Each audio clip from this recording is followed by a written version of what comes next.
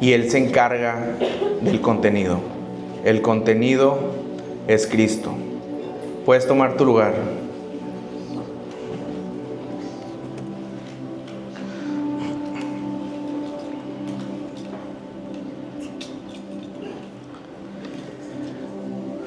¿Cómo están, iglesia? Qué gusto verlos a todos desde aquí. Se ven guapos y bellos. Me da mucho gusto estar nuevamente aquí. Hoy voy a compartirles algo de mi corazón, esperando que Cristo sea revelado, expresado y que te puedas llevar algo para poner en práctica en tu día a día. Pues empezó recio el 2026. Me llama el pastor y me dice, oye, te va a tocar ya compartir. Le digo, pastor, deme chance, yo apenas estoy en las fiestas de diciembre, todavía no termino. Deme chance de meterme al espíritu otra vez. Pero no me dio chance, no quiso. Y pues, ¿qué más le hacemos? Hay que entrarle. No, sabemos que el espíritu y Dios nos acompaña, por decirlo así, 24/7. Pero la realidad es que es por la eternidad. Él no se va a ir nunca de nuestra vida. Bueno, pues arranquemos con el tema que tenemos el día de hoy: el arte de no estorbar a Dios. Vamos a empezar recio también, iglesia, espero y no se ofendan y le demos con todo. ¿Qué es ser un estorbo? ¿A quién le han dicho estorbo en su vida? A nadie, nada más a mí. Sí, chiquitín, que pasen los estorbos. Cuando la Wendita trapea, a veces me acuerdo que sí me dice, oye, no me estés estorbando, quítate de ahí, estorbo, que pase. Cuando estaba yo pequeño, me acuerdo que en la casa de mis abuelos, ahí fue donde yo me crié, y en ese tiempo tenían la pantalla o la televisión, de esa de bulbos grande, en la sala. Entonces ahí era donde yo tenía mi Super Nintendo para jugar. Entonces, pues los cables de los controles son largos, pero pues no llegaban hasta el sillón y yo me sentaba en medio de la sala a jugar ahí el Señor. Entonces entraban, salían, andaban haciendo sus cosas mis abuelos, hasta que me decían ahí, oye, eres un estorbo, no me dejas pasar, no me dejas ni hacer el quehacer, ya quítate de ahí. Y esas son de las veces que me acordé que me dijeron estorbo. Muy bien. Mateo 16:23. Jesús aquí acaba de anunciar a todos sus discípulos, si nos acordamos, que debía de ir ya a Jerusalén. Iba a sufrir mucho y que iba a morir. Esto les avisaba a todo su grupo de discípulos. En el libro de Mateo lo podemos ver. Pedro, que segundos antes ya había confesado que Jesús era el Mesías, que Él era realmente el Mesías, se lo llevó aparte y comenzó a reprenderlo, diciéndole, Señor, ten compasión de ti, en ninguna manera esto te acontezca. Fue entonces cuando Jesús volvió y le dijo a Pedro, aléjate de mí, Satanás, quieres hacerme tropezar.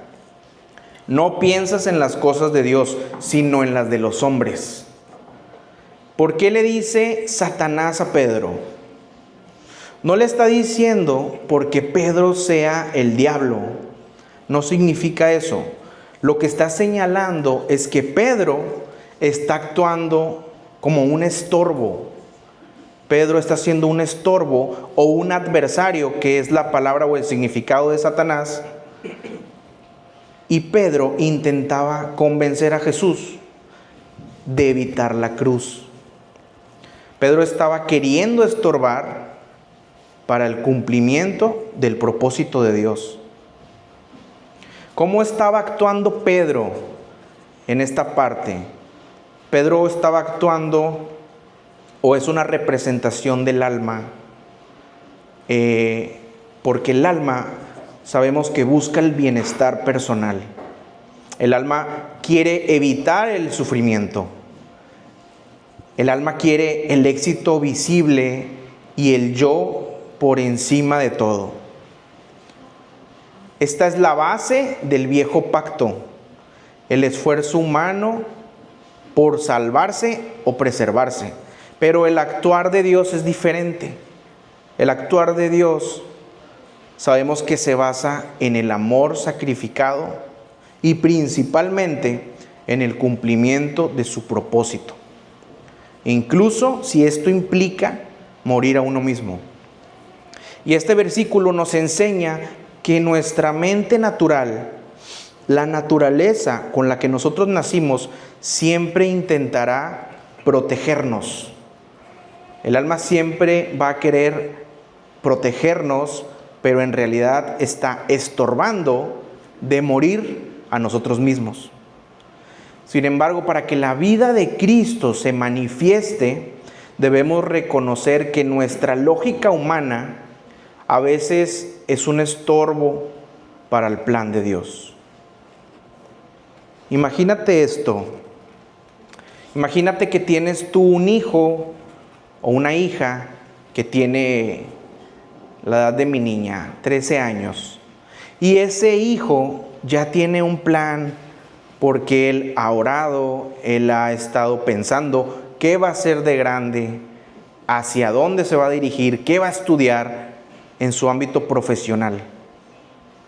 A ese hijo le gusta mucho la carrera de psicología, vamos a decir así. Él es un apasionado de la psicología y él ya tiene pensado y tiene su plan para llegar a ser el mejor psicólogo, para tener esa profesión. Y tiene unos padres que se encargan de sacarlo de ese propósito, de decirle que no. Y conozco a muchos que en la realidad ha sucedido, que esa carrera no es la correcta, que no le conviene irse por ahí. O si en la familia todos han sido doctores, él también tiene que ser doctor. Solo porque la familia o los papás lo dicen. En ocasiones esto es una realidad. Sucede y a esa persona logran sacarla de su propósito. Crecen y ni siquiera ejercen esa carrera. A veces se van por otro lado o hacen otras cosas. Y cuando conoces eso, tal vez es triste, ya cuando lo sabes y que esa persona no cumplió ese propósito y lo desenfocaron de su plan, de su meta. Pero es más triste aún pensar que a veces nosotros hacemos lo mismo con Cristo que ya nos habita. Nosotros mismos detenemos el avance del propósito eterno que ya está dentro de ti. Para ese propósito tú ya fuiste llamado, fuiste asignado y deberíamos de estar enfocados en cumplir ese propósito. A veces nos truncamos nosotros mismos, nos metemos el pie por estar viendo lo que yo necesito, por estar en mi afán. Detenemos ese propósito. Nosotros, sin duda alguna, si cumplimos y nos enfocamos en cumplir ese propósito al cual Dios nos trajo, nos va a ir muchísimo mejor que si trabajamos por nuestras propias fuerzas.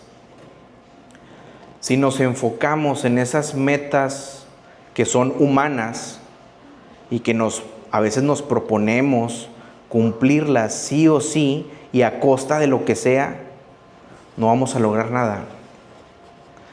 A veces nos aferramos tanto o deseamos tener ese reconocimiento, llegar a tener sí o sí ese negocio que yo quiero, ese trabajo, o incluso también complacer a gente, complacer a tu novia, complacer a tu esposa, o a mamá, o a papá. Y el propósito eterno, lo principal, lo dejamos hasta abajo de la lista. Eso queda en el número 20, en el número 25 de nuestra lista. El cumplir con tu asignación como hijo de Dios. Y realmente para esto fuimos llamados. Necesitamos hoy un cambio de enfoque para ver lo espiritual como una prioridad en nuestra vida. Porque una vez que lo espiritual se convierte realmente en el primer lugar de nuestra vida, todo lo demás que necesitemos pasa a segundo o tercer lugar o 20. Y cuando ese enfoque y tú estás conectado realmente a cumplir el propósito y está en primer lugar, todos esos planes que tú ya tienes establecidos, del 1 al 20, del 1 al 15 o al 30, van llegando y tú no te das cuenta. Pero ya para cuando volteas a ver hacia atrás, ya no estás donde estabas antes. Y ahí vamos un avance, porque estás cambiando de enfoque y estás poniendo en primer lugar el propósito de Dios. Y con esto no digo que esos planes sean malos, que esos planes no sirvan para nosotros. No, claro que sí sirven, porque ya caeríamos en religiosidad. Y Dios quiere que nos vaya bien y que todos nosotros estemos bien. Pero con nuestras propias fuerzas no. Con nuestras propias fuerzas, muchos de aquí sabemos que sí podemos ganar algunas cosas. Con nuestras propias fuerzas ganamos frustración, ansiedad, depresión, malos resultados. Si te va bien, ganas eso. Porque puede que por el afán llegue alguna enfermedad o alguna situación un poco más difícil que nadie de nosotros desea. Y después estamos resentidos con Dios de por qué nos pasó esto. En ocasiones yo creo que como hijos de Dios, como si fuerzas, se olvida el huérfano que tiene que resolverlo todo solo. Iglesia, no estamos solos. No estamos solos. El huérfano espiritual es el que se levanta a las 3 de la mañana haciendo cuentas de cómo voy a pagar la renta, cómo voy a pagar la colegiatura este mes, qué voy a hacer si me despiden, cómo voy a estirar el dinero para la quincena. La oración no es de confianza, la oración es de pánico. El huérfano que cree que él se tiene que mover por su propia cuenta y nada logra. Su identidad está en la capacidad de producir, no en su posición como hijo de Dios. O sea, el huérfano sigue actuando de una forma u otra como un estorbo para el plan que Dios tiene en nuestra vida. No nos desgastemos por migajas, iglesia, cuando tú ya eres el dueño de esa panadería. No hay que desgastarnos por migajas. Tú tienes una herencia en Cristo ya depositada. No estorbemos al propósito eterno de Dios. Él quiere que vivamos una vida plena y que no nos falte absolutamente nada. ¿Saben qué es lo que más le duele a un padre? El ver que su hijo anda mendigando comida cuando su mesa está llena totalmente, cuando la mesa está a reventar. Actuamos como si la cruz no hubiera sido suficiente para nuestras necesidades diarias. El huérfano se esfuerza para lograr, mientras el Hijo de Dios trabaja para administrar lo que el Padre ya le entregó. El Hijo trabaja desde el reposo. Un hijo de Dios trabaja desde el equilibrio. Y ahora, cuidado, el descansar en el reposo no significa que seamos unos vagos o que nos tiremos a la hamaca, no. Incluso un hijo de Dios que trabaja en el equilibrio, en el reposo, trabaja más duro que cualquiera, pero hay una diferencia abismal. El Hijo de Dios tiene un origen diferente de su esfuerzo. El huérfano trabaja por miedo. Si no lo hago yo, voy a morir de hambre, va a morir de hambre mi familia. Y el motor del huérfano es el pánico. Y el hijo trabaja desde el amor, desde la confianza. Trabajo porque mi Padre me dio los talentos en Cristo Jesús para expresar en cualquier lugar donde yo esté. En cualquier lugar donde a mí me pongan. Mi sustento más bien no viene ni de mi jefe, no viene ni de mi empresa, ni de mi negocio. Mi sustento viene de mi herencia en Cristo. Una vez aprendido esto, sabemos que nuestro enfoque no es en lo terrenal. Nuestro enfoque es en lo espiritual. Segunda de Corintios 4:18 dice: no mirando nosotros las cosas que se ven, sino las que no se ven, pues las cosas que se ven son temporales, pero las que no se ven son eternas. Enfócate en lo eterno, no en lo terrenal. Te voy a platicar algo, es una historia, va a ser breve, pero ojalá no me juzguen, iglesia, no me juzguen y que quede aquí entre nos. Yo me acuerdo cuando Sandivel tenía un año y medio más o menos, y pues era mi primer bebé. Yo quería que me fuera bien, que a mi niña no le faltara nada.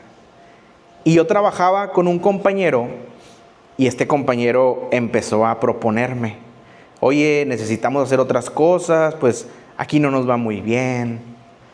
Y yo le dije: ok, pues sí me interesa. ¿Qué hacemos o qué negocio tienes? Dijo: no, lo que pasa es que también yo compro y vendo carros en mis tiempos libres y quiero invitarte y yo te enseño y te capacito a hacerlo. Le dije: ok, va, me gustó la idea. Entonces yo voy a la casa y llego con Wendy y le platico: oye, Wendyta, fíjate que voy a empezar un negocio con esta persona de comprar y vender así, así. ¿Cómo ves tú? Para pedir consejo, ¿verdad? ¿Cómo ves este plan? Pues para que nos vaya un poquito mejor. Y ella pues me dio su consejo y me dijo honestamente que no. Que pues no confiaba tanto en esta persona, que no me iba a ir muy bien y que creía que no era lo correcto. Entonces yo, como buen esposo y obediente, pues no le hice caso. Nada. Entonces pues voy con mi amigo y le digo: no, pues sabes que vamos a darle. Está bien, vamos a empezar. Y yo tenía un poquito de dinero guardado que tuve que sacar de mi casa, que era para las cosas de mi casa, de mi hija, para utilizarlo en comprar un carro. Una tía mía me habla y me dice: oye, Aarón, tengo un carro, te lo vendo barato, ya no lo necesito, ya no lo muevo. Yo le dije: sí, todo se me acomodaba supuestamente y todo iba muy bien. Voy con mi amigo, vamos por ese carro de mi tía que me vendió y nos lo llevamos, se lo pagué y me lo llevé a mi casa. No, pues ya tenía yo toda la papelería, todo en orden. Y al día siguiente me marca mi amigo del trabajo y me dice: oye, ya tengo cliente para el carro. Ya está listo, ya se va a vender. Tráetelo. No, pues yo emocionado, todavía le digo: Wendyta, ya ves, y no confiabas en mí. Y me voy y me llevo el carro para su casa, con la papelería y todo. Llego a su casa, me dice: no, pues aquí déjamelo, ahorita lo voy a lavar y vienen las personas y lo van a ver para que ya se lo lleven. Ya está. Muchas gracias. Me voy. Y entonces se cruza el fin de semana, no pasa nada. No hay mensajes, no hay señales de nada. Y el lunes dije: pues lo veo el lunes en el trabajo, no pasa nada. Y no va a trabajar el lunes. Entonces ya me hizo algo de ruido y según se había enfermado y no fue a trabajar. Entonces yo le marco y no contesta. Dije: no, pues qué raro. Voy a su casa y ya le toco y le digo: ¿qué onda? ¿Cómo estás? No, pues ando un poco malo, así, no fui a trabajar. Ok. Y yo no vi el carro y le digo: oye, ¿dónde está el carro? No, lo tengo aquí a 2 cuadras con el mecánico. Es que acuérdate que estaba fallando de unos cablecitos y lo llevé. Ah, órale, ok. No, pues todavía yo confiando en él. Me voy a mi casa y que según mañana o en 2 días lo iba a tener listo el mecánico. Ya cuando llego a mi casa, pregunta Wendy que qué onda. Le digo, no, ya se va a vender, nomás estoy arreglándole unas fallitas. Y pasan más días, para no hacer el cuento tan largo, pasaron casi 3 semanas. Casi 3 semanas y que no quedaba, hasta que me marca mi tía y me dice, oye, ¿qué onda, Aarón? Yo te dije que el carro tenía toda la papelería en orden, pero no tenía tarjeta de circulación, acuérdate, hay que sacarla. Y me está hablando el nuevo dueño que no tiene la tarjeta de circulación. Y le dije, a ver, espérame, ahorita te marco, y le colgué. Le marco a mi amigo y no contesta. Tuve que ir a su casa otra vez, desesperado, frustrado, afanado con ese negocio. Y voy y le toco y sale. Le digo, oye, ¿qué onda? Ya me enteré que vendiste el carro. ¿Por qué hiciste eso? ¿Qué onda? No, pues es que tenía muchos problemas económicos, traía muchas broncas y tuve que venderlo para recuperar dinero. Y malo el cuento, la verdad, malo el cuento. Ya no me pagó ese carro, así quedó y perdí ese dinero. Tuve problemas financieros por eso y ya no lo recuperé, ya no me lo volvió a pagar. Después ya recuperé yo ese dinero con él mismo de otra forma, porque me invitó a hacer algo, pero se los platico en otra ocasión porque me voy a extender, o se los platico por fuera. Pero gran lección de vida, mal todo lo que hice, mal las decisiones, y a veces así seguimos equivocándonos, pero tenemos el perdón de Dios, tenemos su ayuda y su capacidad para resolver y no volver a caer en esto. Desafortunadamente en ese tiempo no tenía a Cristo, no conocía de Dios y pues él era cristiano. Entonces yo no conocía absolutamente nada. Pero mi naturaleza humana es la que estaba decidiendo. Mi capacidad o mi sabiduría propia era la que decidía si estaba bien o no hacer todo eso con esa persona. Es por eso, iglesia, que tú y yo somos tan privilegiados de que Dios nos haya escogido. Desde antes de la fundación de este mundo, Él ya te había elegido. Yo sé que ustedes están agradecidos por esto, porque cuando antes éramos un estorbo y antes frenábamos a Dios, hoy en día muchos de nosotros estamos sentados aquí, recibiendo su palabra cada domingo, trabajando para poner en primer lugar el reino de Dios y su propósito eterno. Efesios 1:4. Desde antes que formara el mundo, Dios nos escogió para que fuéramos suyos a través de Cristo y resolvió hacernos santos y sin falta ante su presencia. Cuando decidimos realmente dejar de ser un estorbo para Dios y quitamos ese freno para dar ese paso importante, es cuando podemos ver y experimentar que realmente nos dan una nueva vida. Que no es un cliché, que no es un rollo eso que nos dicen, que existe una nueva vida. Sí hay un nuevo comienzo, que solamente Él lo brinda. Nos da un nuevo corazón. Dios hace borrón y cuenta nueva con nosotros. Esta capacidad y esto solo lo puede hacer Él. No hay otra forma, iglesia, de llegar a ello. No hay otra forma de conseguirlo. Incluso el mundo, no hay nada que te lo pueda ofrecer. A veces llegamos a pensar que tú llegaste a Dios porque te invitaron a la iglesia y porque decidiste ir a ver qué onda un día el domingo, para ver qué sentías, pero no es así. Tú no llegaste aquí por primera vez para ver si te gustaba o no te gustaba esto que iban a compartir, o la gente que estaba en el lugar, o qué sentías. Dios, de una u otra forma, ya estaba trabajando con nosotros desde antes. El llamado ya estaba en tu corazón, desde tu casa, desde que tu matrimonio ya estaba mal, y no hallabas salida. Era Dios hablándote y mostrándote que ya era el tiempo de recibirlo. Desde que tú no sabías qué onda con tu vida, que ya no tenía sentido, no le hallabas sentido a tu vida, era Dios hablándote que ya tenías que llegar a Él.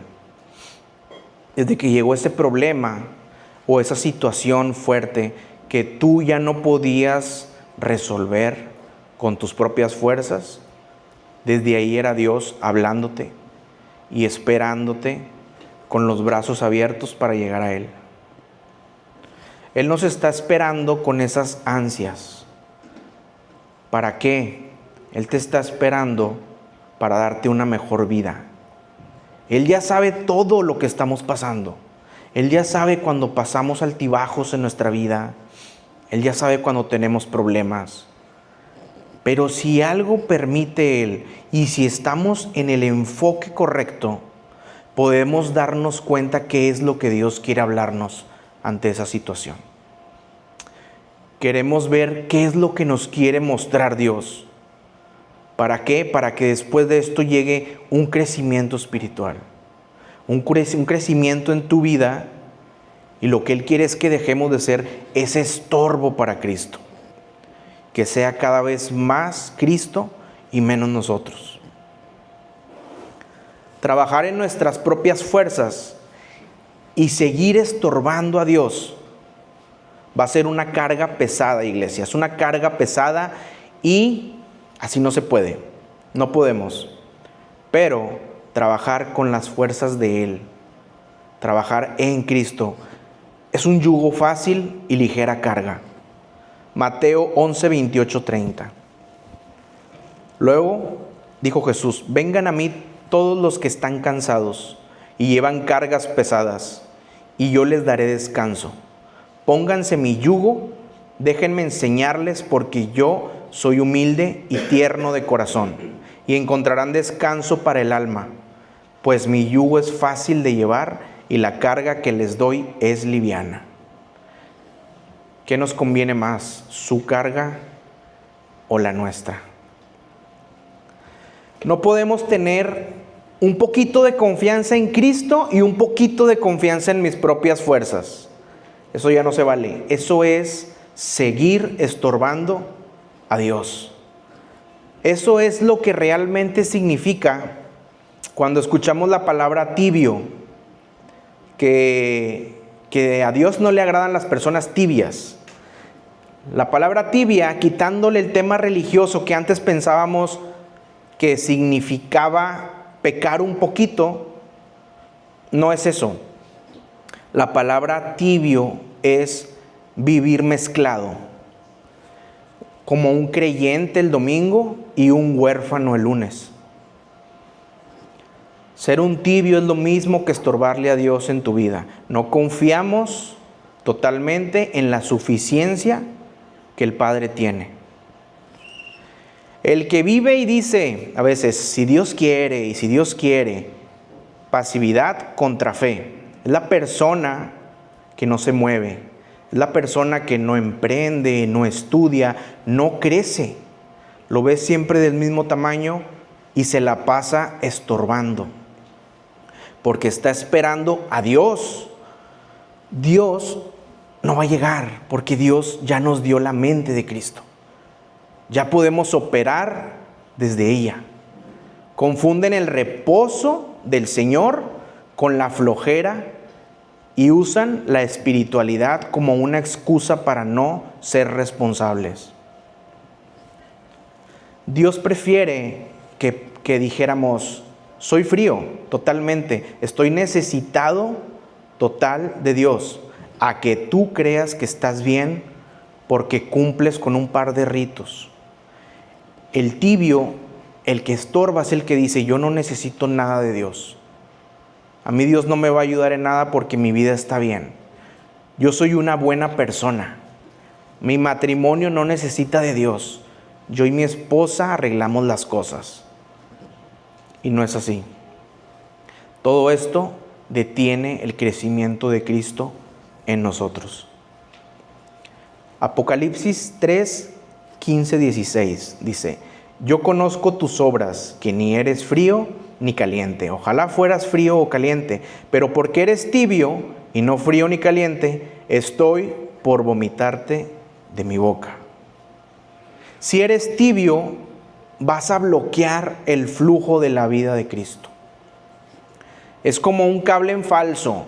¿Qué pasa con un cable en falso? A veces hace contacto, de repente pesca bien, a veces no pesca nada y de repente pesca con todo unos 3 días. Pero Dios quiere que seas ferviente.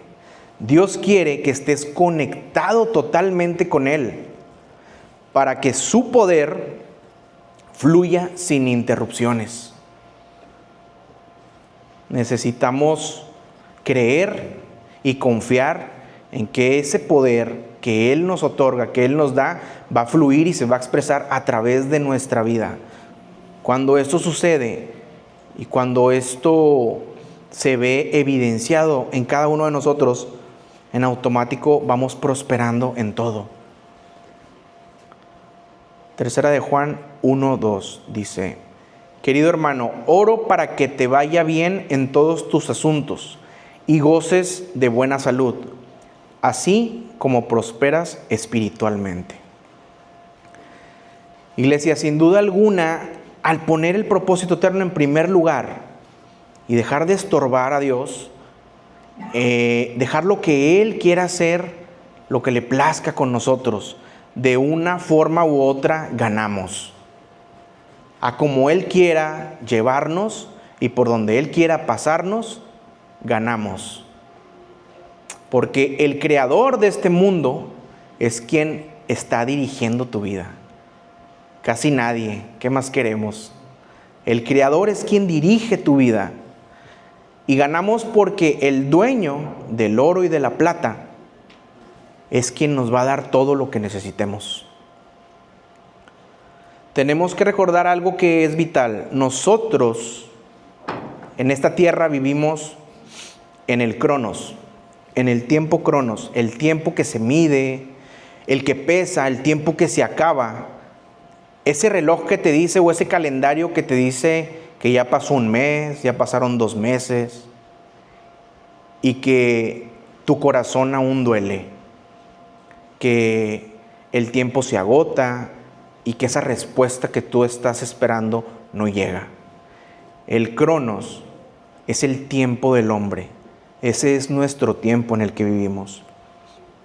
Y a veces ese mismo tiempo nos quita el aire, nos desenfoca y hace que seamos un estorbo para Dios.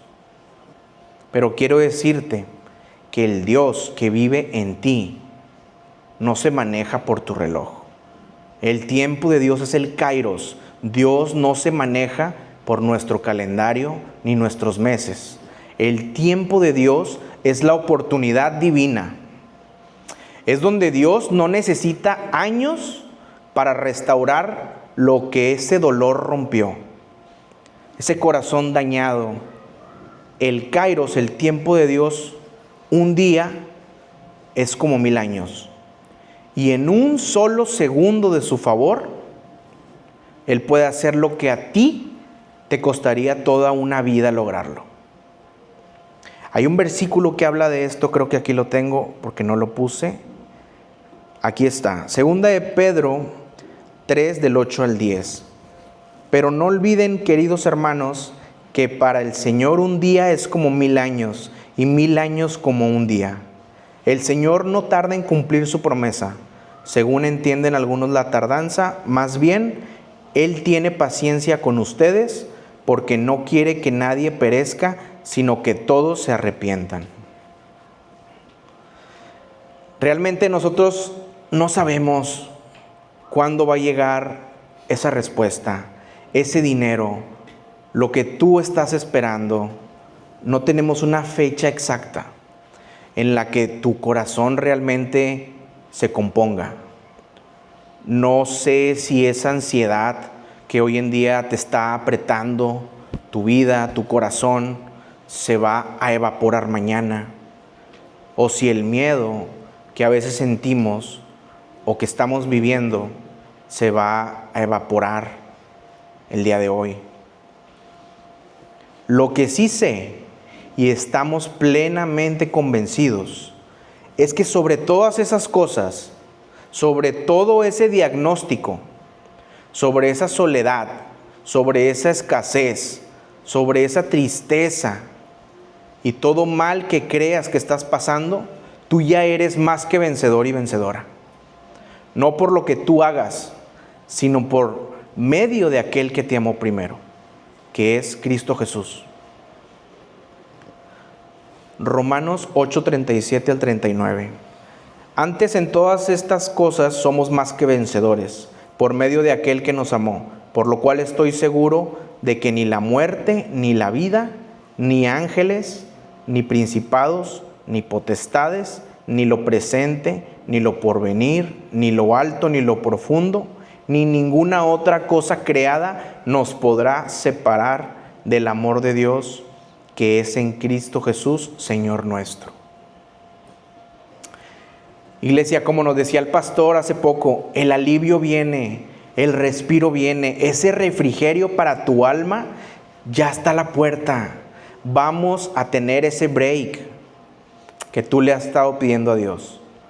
Muy pronto vas a sentir cómo ese viento te da la respuesta en tu rostro por lo que has estado pidiendo. Todo conflicto, toda situación que esté en sus manos, pronto va a tener una salida. Necesitamos estar confiados totalmente en Cristo. Y cuando eso suceda, no tendremos otra opción que seguir agradeciéndole. Seguir agradeciéndole porque en este nuevo pacto, la vida de Cristo en nosotros, ya no mendigamos milagros, los administramos. No estorbaremos más a Dios. Si no confiamos en Dios, en su propósito y su guía, ¿en quién más podemos confiar? Sabemos que no hay algo más que Él actuando en nuestra vida y no va a fallarte. Dios no falla. Nos equivocamos nosotros como seres humanos porque convivimos con nuestra alma, con nuestras emociones y decisiones, pero Dios no falla, Él no se equivoca. Nosotros como hijos de Dios oramos desde lo que ya nos fue concedido. 1 Corintios 2:12. Y nosotros hemos recibido el Espíritu de Dios, no el espíritu del mundo, de manera que podemos conocer las cosas maravillosas que Dios nos ha regalado. Nosotros como hijos de Dios oramos desde todo el bien que ya tenemos en Él. Filemón 1:6. Pido a Dios que pongas en práctica la generosidad que proviene de tu fe, a medida que comprendes y vives todo lo bueno que tenemos en Cristo. Nosotros como hijos de Dios oramos porque somos herederos del universo. Romanos 8:17. Si somos hijos, somos herederos, herederos de Dios y coherederos con Cristo. Pues si ahora sufrimos con Él, también tendremos parte con Él en su gloria.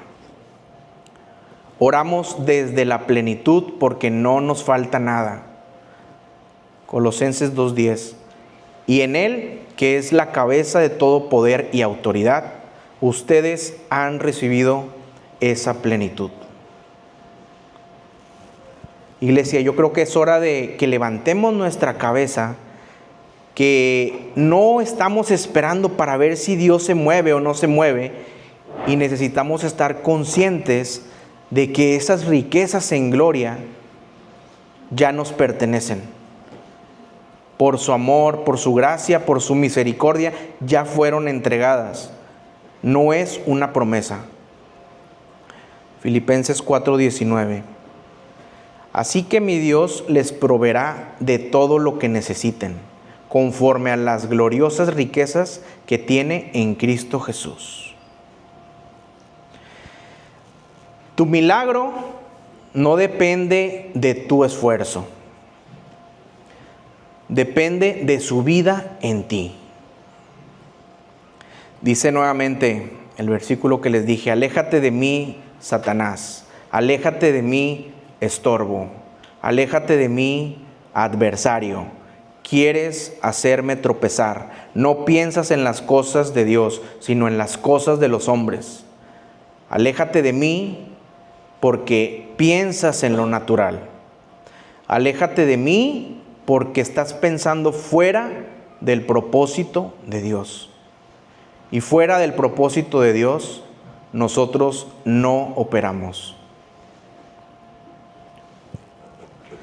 Necesitamos repetir día con día todo esto que a veces nos abruma o nos quiere sacar del plan que Dios ya tiene para nosotros. Que se aleje de nosotros todo estorbo, todo distractor, cualquier distractor del mundo en general. Aléjate de mí, mal carácter. Aléjate de mí, adulterio. Aléjate de mí, sexo antes del matrimonio. Aléjate de mí, corazón duro para no expresar amor a mi familia, a mis seres queridos.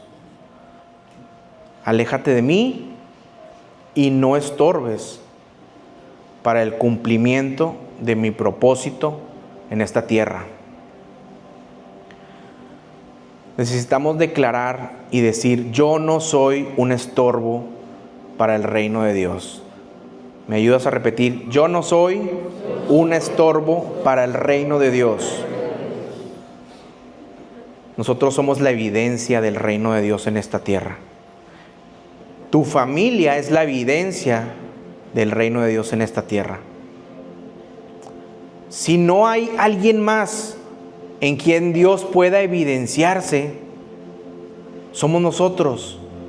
No hay alguna otra forma en que Dios pueda evidenciar en esta tierra que Él existe, si no es a través de sus hijos, que somos nosotros. Nosotros somos la evidencia en este plano terrenal. Solo nosotros podemos expresarlo, ser evidenciado. Yo te aseguro que hay mucha gente a tu alrededor y que a veces no nos damos cuenta, pero toda esa gente ve algo en ti. Ven a Cristo a través de tu vida, a través de tu familia, a través de tu comportamiento, de lo que tú expresas que es Cristo. Y ojo, esto no se trata de fingir con comportamientos falsos frente a las personas. No se trata de esto, porque cualquiera lo puede hacer. Un comportamiento falso no es bien visto por Dios. Tarde o temprano, si hacemos eso, Dios se va a encargar de exhibirnos para que eso que no edifica en tu vida deje de estorbar. Necesitamos una expresión orgánica, una expresión de Él que venga directa. Tibios no somos. Necesitamos dejar que Cristo realmente se evidencie con nosotros, con tus hijos, en tu trabajo, en tu escuela, en donde quiera que tú estés. Tenemos que estar pensando que la evidencia es Él. Y una vez que esto sucede, que nos damos cuenta cuando pasa, tenemos que estar conscientes y sabemos que esto no viene de nosotros. Esto no lo hacemos nosotros, no nos pertenece. Esa evidencia y esa expresión viene solamente de Él, para que más gente a través de tu vida pueda conocer a Cristo, pueda ver a Cristo y que juntos sigamos cumpliendo ese propósito por el cual fuimos llamados.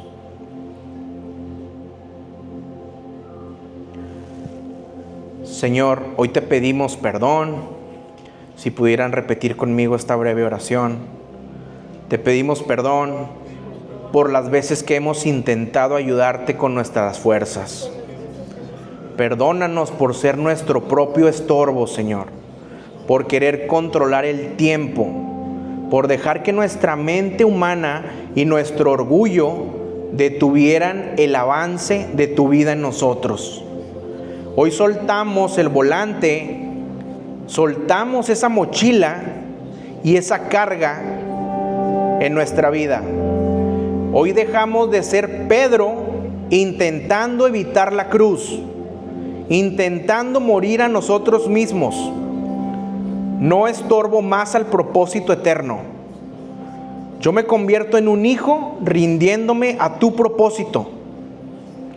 No acepto más estorbos ni distractores en mi vida.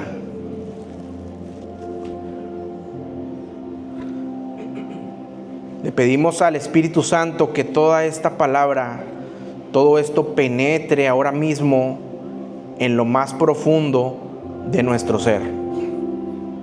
Ahí donde ese miedo se esconde, ahí donde esa duda se esconde, nosotros rompemos con esa coraza de ansiedad y de tristeza.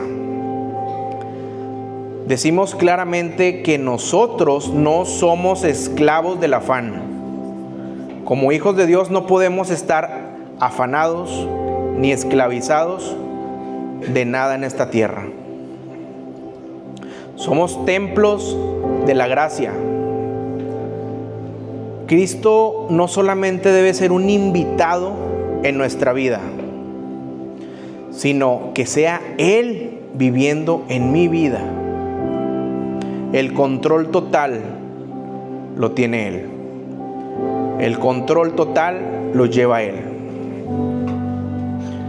Necesitamos dejarnos guiar por Él para que nos llene y nos lleve a todos esos niveles que ya nos tiene preparados. Hay algo por delante, iglesia. Hay algo frente a nosotros que está por llegar. No porque nosotros seamos grandes, porque este mérito nos pertenezca, sino porque el varón perfecto está siendo formado en nosotros. Declaramos que la ansiedad se rinde ante la plenitud que ya tenemos en Cristo. Toda ansiedad sale de nosotros, toda tristeza no tienen el gobierno en nuestra vida. Declaramos que la escasez ante la herencia que ya nos pertenece va a llegar. No estamos esperando la victoria. Estamos orando desde la victoria que ya se ganó en esa cruz. Quiero que repitan conmigo esta frase. Hoy decido quién gobierna mi vida. Cancelo cualquier estorbo o distracción que intente apartarme del propósito eterno. Señor, yo rindo mi voluntad y te entrego el control total.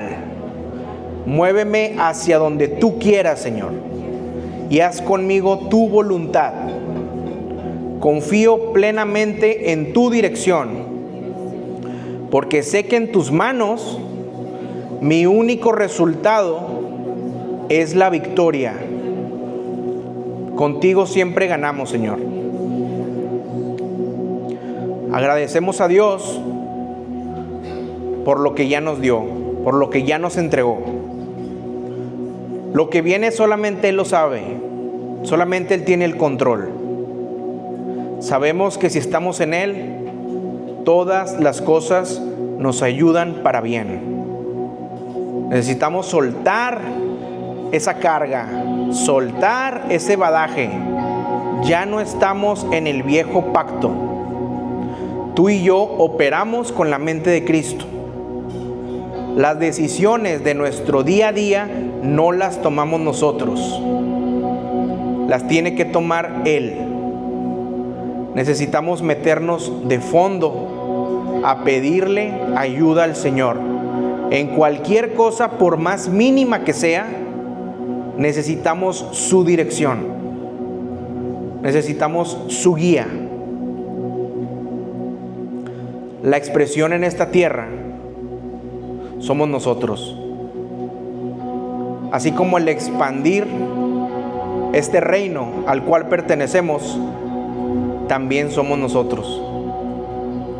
Si vivimos afanados, estresados, buscando nuestra propia comodidad o cómo obtener cosas para sentirnos plenos fuera de Cristo, no vamos a lograr nada.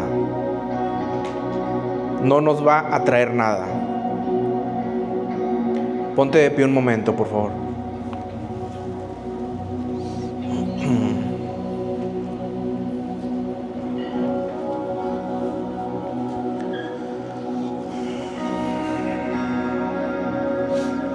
Te agradecemos, Señor, en este día. Oramos y declaramos que yo estoy aquí porque tú me elegiste desde antes de la fundación del mundo. Yo estoy aquí porque me amas, Señor. Yo estoy aquí porque estoy decidido a dejar que seas tú quien guíe mi vida. No quiero yo dirigir mis pensamientos. Tú diriges mi mente, Señor. Y todo lo que hagas a través de mi vida va a tener buen resultado. Necesitamos entregarle toda carga que traigamos al Señor. Necesitamos entregarle todo sufrimiento, todo dolor y cualquier situación de reconciliación como hijo de Dios. Tenemos que arreglarlo.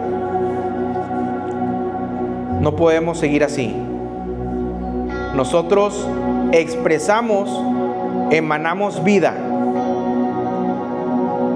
Eso es por lo cual tú y yo fuimos llamados, para expresar su vida a través de nosotros. Seamos esa evidencia y no un estorbo para que la vida de Cristo siga en aumento. Muchas gracias, iglesia.